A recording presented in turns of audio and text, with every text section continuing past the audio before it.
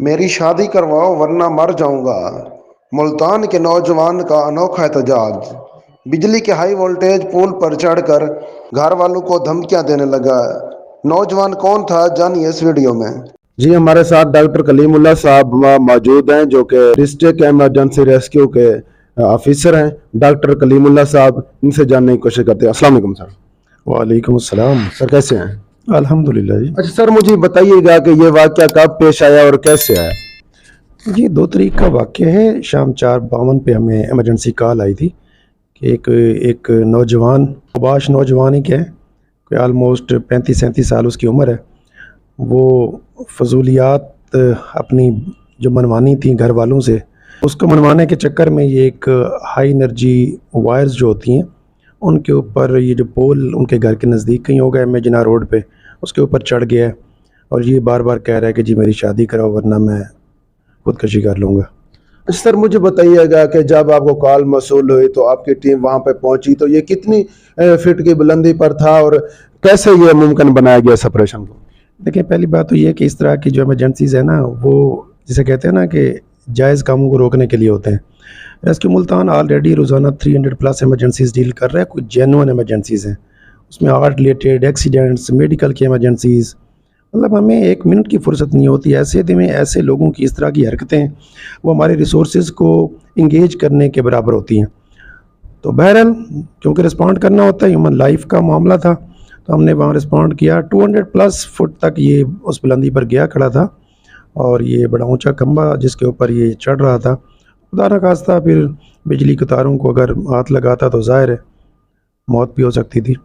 سر یہ high voltage وہاں پہ جو لائن گزر رہی تھی تو اس کو منقطع کرایا گیا یا کیسے یہ ممکن ہوا؟ نہیں، ایسی ضرورت نہیں ہوتی۔ ایک تو وہ ان تاروں تک ابھی پہنچا نہیں تھا، تو اس میں جو ایز پر ٹریننگ ہم لوگوں کی جو ایک اسٹریٹجی ہوتی ہے کہ اسے انگیج رکھا، پولیس بھی وہاں پہنچ گئی، اس کے ساتھ بات چیت کی گئی کہ اس کا دماغ سیٹ کیا جائے۔ اس دوران میں ہمارے اسٹاف نے وہاں بڑی سیفلی رسپونڈ کیا اور اسے بڑی سیف طریقے سے نیچے اتار کے پولیس والوں کو عزت سے ان کے حوالے کر دیا۔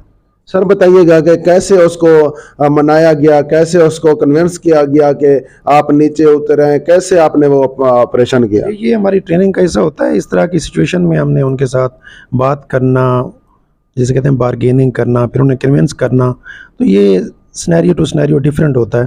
تو ظاہر ہے اسے پھر ایسی بات کی جاتی ہے کہ آپ کے والدین ایگری ہو گئے ہیں، آپ کا رشتہ آ گیا ہے، نیچے آ جاؤ، آپ کی شادی کر دی جائے گی۔ اصل میں تو دیکھیں، اس طرح کے لوگ جس ذہنی کیفیت کا شکار ہیں ان کے والدین کو سوچنا چاہیے، اور ایسے لوگ جو معاشرے کے لیے پھر خطرناک ہو جاتے ہیں ان کا ٹائم سے علاج کروانا چاہیے۔ اسے کسی سائیکالوجسٹ، سائیکیٹرسٹ کی ضرورت تھی، نہ کہ ریسکیورز کی۔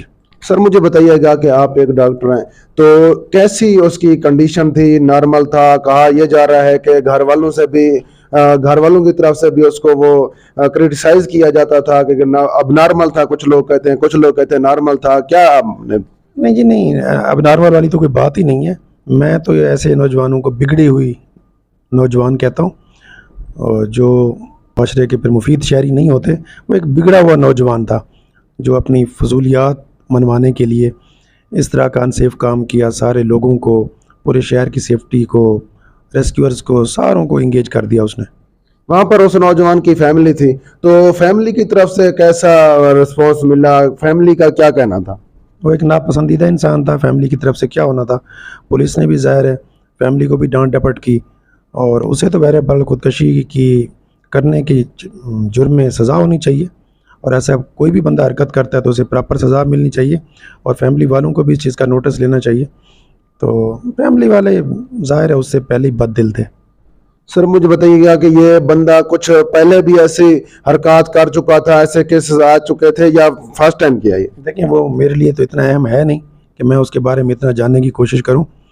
اس نے ایک غلط گھٹیا حرکت کی، لیکن بہرحال اس کے والدین جو بتا رہے تھے کہ یہ اس طرح کی حرکتیں کرتا رہتا ہے۔ جی سر، کیا پیغام دینا چاہیں گے ہمارے دیکھنے والوں کو؟ اور بہت سارے ایسے نوجوان اور بھی ہیں کہ جو دل برداشتہ ہو کر ایسے اقدامات اٹھاتے ہیں، قدم اٹھاتے ہیں، کیا پیغام دینا چاہیں گے ان کو؟ دیکھیں، میں آپ کے توسط سے میرے نوجوان بھی سن رہے ہیں، باقی فیملی کے ممبرز بھی سن رہے ہیں۔ پاکستان جن حالات سے گزر رہا ہے، کیا آپ سمجھتے ہیں کہ ہم اس طرح کی باتوں کے متحمل ہیں؟